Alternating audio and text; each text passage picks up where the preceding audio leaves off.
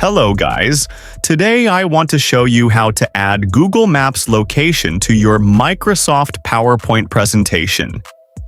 So, first head over to Google Maps search, and for example, you want to add this place. Type in the place here that you want to add. Now we will have to make a screenshot to this place. So, after that, you already made a screenshot. So, the place you want to add, for example, this place. If you don't know how to make a screenshot, just type in with your keyboard Ctrl+N. Now, head over to PowerPoint, open a new presentation, File New, and select the presentation that you want to use.